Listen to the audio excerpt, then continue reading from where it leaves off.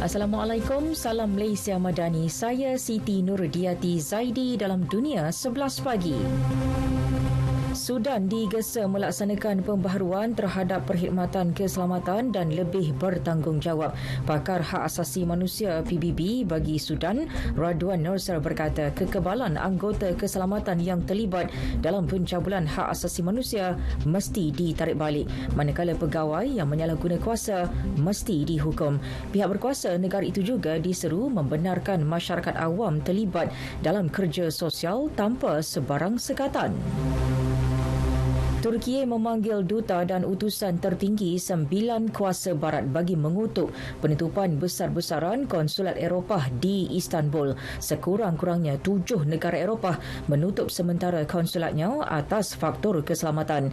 Antara yang dipanggil, duta dan perwakilan tertinggi Belgium, Britain, Perancis, Jerman, Itali dan Belanda. Selain Sweden, Switzerland dan Amerika Syarikat.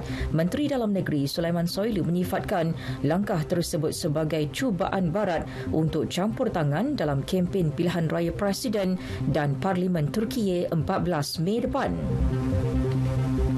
Membekalkan jet pejuang kepada Ukraine bukan keutamaan Britain buat masa sekarang. Ini kerana ia memerlukan latihan intensif dalam jangka panjang. Bagaimanapun, Perdana Menteri Britain Rishi Sunak berkata beliau sedang memikirkan cara paling berkesan untuk membantu Kiev. Sokongan yang betul akan memberikan perubahan yang besar kepada Ukraine.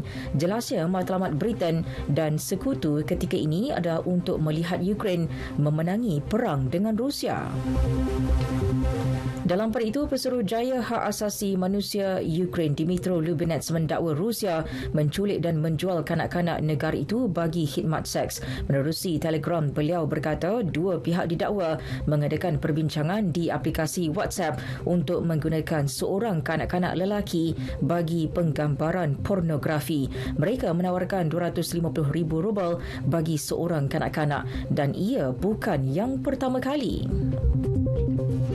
Amerika Syarikat melanjutkan pelepasan tarif ke atas produk perubatan dari China. Pengecualian itu meliputi 81 barangan dan peralatan kesihatan yang penting dalam mengekang penularan wabak COVID-19.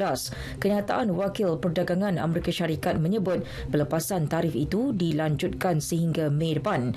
Antara produk yang tersenarai, alat pemantau tekanan darah dan oximeter nadi, mesin MRI serta peralatan X-ray. Sementara itu, Pentagon sedang menjejaki belon pengintip China yang disyaki terbang di ruang udara Amerika. Menurut pegawai kanan pertahanan, belon berkenaan dilepaskan bagi tujuan perisikan. Ia dikesan menceroboh ruang udara Amerika sejak beberapa hari lalu. Atas permintaan Presiden Joe Biden, belon itu pada mulanya dipertimbangkan untuk ditembak. Namun, Setiausaha Pertahanan Lloyd Austin dan pegawai tinggi tentera memutuskan tidak berbuat demikian atas faktor keselamatan penduduk. Badminton Thailand Masters di Bangkok. Pemain perseorangan lelaki negara Eng Zee-yong melangkah ke suku akhir buat pertama kali musim ini. Pemain berusia 22 tahun itu menjadi wakil tunggal negara meneruskan perjuangan apabila menewaskan pemain Korea Selatan Heo Kwang-hee 21-16, 21-10 di pusingan kedua. Zee-yong akan berdepan Angus Eng Kalong dari Hong Kong petang ini untuk merebut tiket ke separuh akhir. Beralih ke bola sepak Piala Itali, Juventus markah separuh akhir selepas menewaskan Lazio 1-0 dalam aksi suka akhir awal pagi tadi.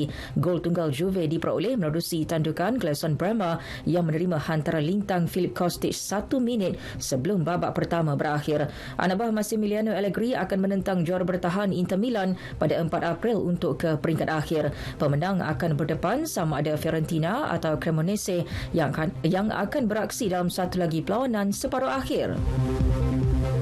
Beralih ke saingan La Liga Spanyol, Real Madrid merapatkan jurang dengan pendahulu Liga Barcelona kepada 5 mata selepas mencatat kemenangan 2-0 ke atas Valencia. Kemenangan Los Blancos hasil ledakan gol Marco Asensio dan Vini Junior masing-masing pada minit ke-52 dan 54 perlawanan. Kekalahan Los Che pula menyaksikan pasukan itu terperosok ke tangga 14 Liga hanya 1 mata daripada zon penyingkiran.